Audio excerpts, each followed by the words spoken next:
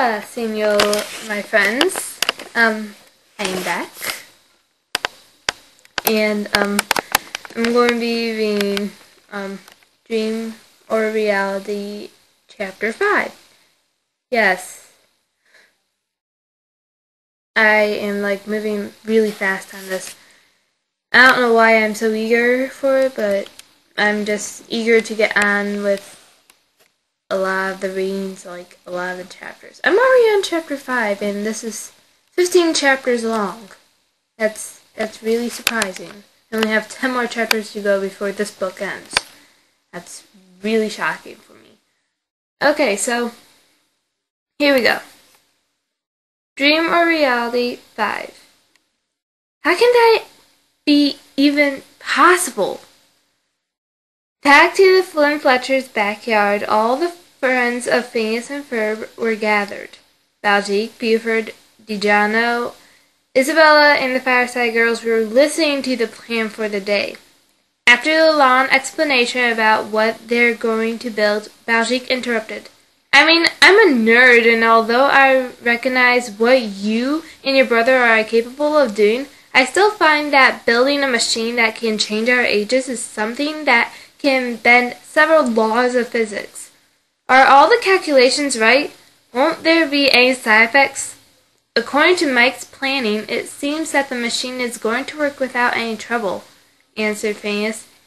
You've been speaking of that Mike person all along the explanation.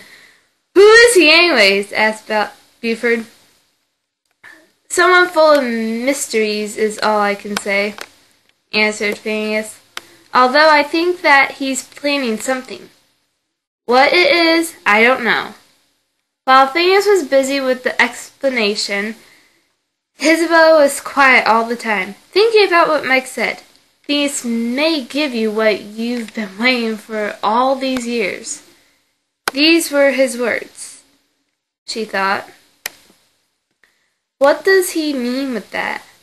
How could an age machine? Isabella, a voice snapped her back to reality. Looking up, she saw Phineas looking at her. Are you okay? Yes, replied Isabella with her voice in a higher pitch. Yes. Yes, I am, she replied more calmly. Phineas looked at her with his eyebrow raised before shrugging. Okay then, and turned to everybody. The blueprint is already complete, so all we have to do is build the machine. So let's start. Phineas? Baljeet raised his hand while looking at the blueprint of the machine. Phineas turned to him. Yes, Baljeet? How are we going to build that machine if there are still parts missing? Everyone who was picking the tools for the work stopped and looked at Phineas. Normally they don't start building when all the parts are there.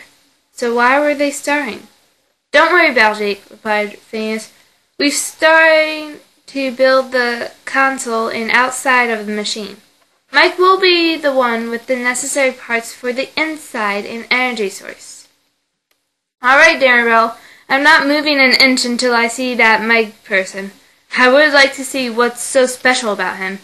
And if he's a total nerd, then I maybe would like to bully him a little, said Buford, while making a grin at his last statement. If I were you, I would refrain about that bully part, Buford said, a voice.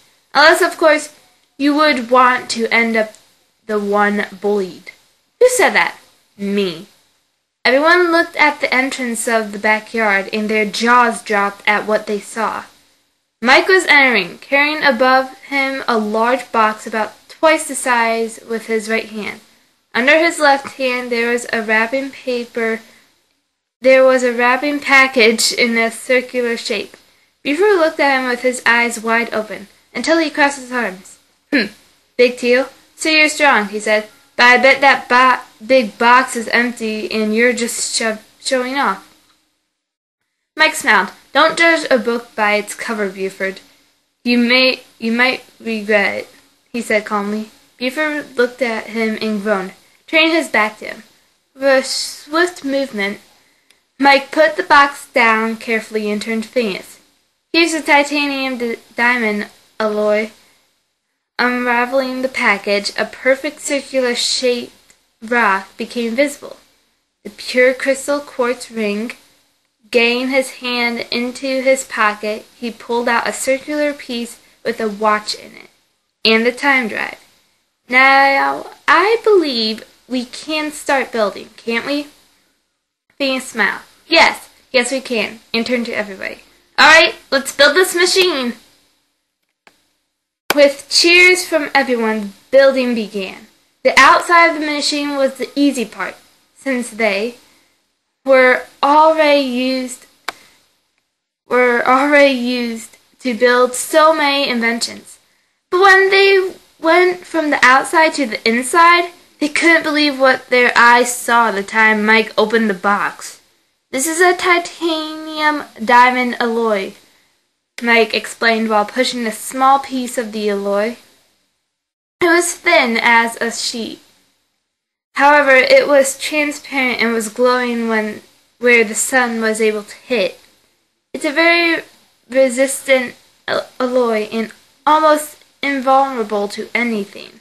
This is going to be the inner coating of the machine tunnel in order to open a vortex that will change our ages. Make sure that the alloy is well put in the wall, otherwise there might be a distortion at the end. Distortion, yeah, I think I said it right, I don't know. At the end of the tunnel. And believe me, you wouldn't want that to happen. Everyone nodded at his warning and took small pieces of the alloy. It was soft to the touch and so malleable that some of them were having trouble putting it inside the tunnel. Instead of fixing to the wall, the alloy was fixing to the group's hands. Mike chuckled when he saw Baljeet wrapped around the alloy. Want help? Mike asked. And when Baljeet nodded, he grabbed an end of the thin alloy and gave a strong push. It was strong enough that Baljeet was sent out of the tunnel, spinning and colliding with Buford, making both fall to the ground. Thank you, was all that Baljeet said. No problem, replied Mike. As soon as the coating was done, the quartz ring was installed at the entrance of the tunnel. Next was installing the drive on the console. Phineas and Ferb were looking at the time drive with a confusion face. Mike approached. What's the matter? He asked. Ferb showed him the time drive and Phineas answered, How can we connect the time drive to the console if it doesn't have any entrance or connections? Mike calmly asked for the time drive. As soon as Ferb gave him, he put it in the circular-shaped opening destined to it and pressed it until a click was heard. Suddenly, the watch started working and several connections appeared, linking directly to the console. A small humming sound was heard and the monitor above the console lit up to show that it was working. Everyone gasped at the machine when it started to work. Alright, we've got the machine working. Now we just program it to do its objective and try it out, Mike said confidently. The program may take a little longer to make, since we have to do it from scratch, said Phineas. Mike smirked. Not if we have knowledge for the program and speed to create it, he said. Phineas looked at Mike, confused with what he said. What do you mean? He asked. Mike showed him his left arm. Suddenly, out of thin air, a watch similar to the time drive appeared on his wrist, and a control panel extended from the side of his arm. Phineas's eyes widened when he saw it. How did you? Phineas gagged. Trust me, Phineas. You're about to see something way over the knowledge of a normal human being, said Mike, handing the watch. Time of knowledge, time of speed. At those two sentences, the watch started glowing, making Mike's eyes glow white and making his body start shaking.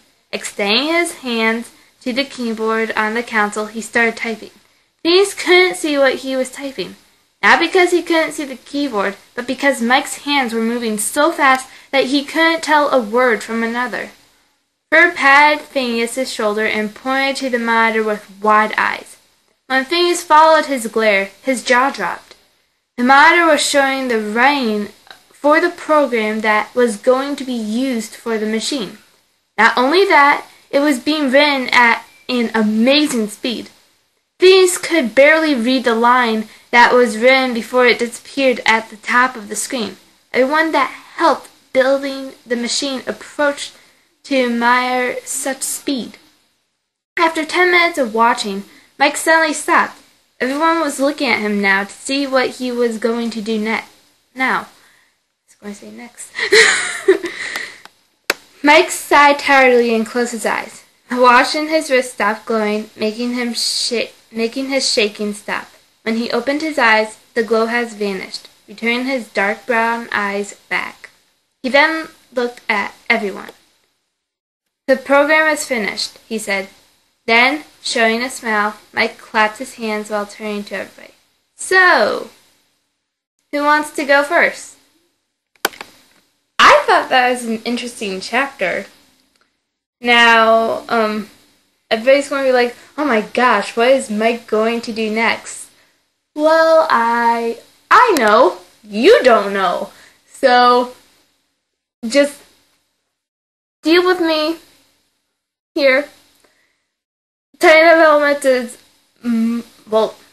PnF-Elements, I speak so fast, writes, like, what he sees in his mind. And he puts it on paper so amazingly, I don't even know if that's a word, so amazing that he, explains in detail. I can't even do that sometimes.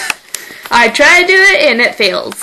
But, I just love this chapter because it explains about Mike and, everybody's probably thinking, well, he's an alien from another planet. I'm not going to tell you anymore, but you'll have to see in the next reading or read PnF-Elements, okay? Just cope with me. I am really excited to read the next chapter. I'm probably going to do it right now. Three chapters in one day. That's surprising, but I really love you guys, and I hope PnF-Elements writes more stories, and I will be very happy to read them all. Okay? Peace out, peeps.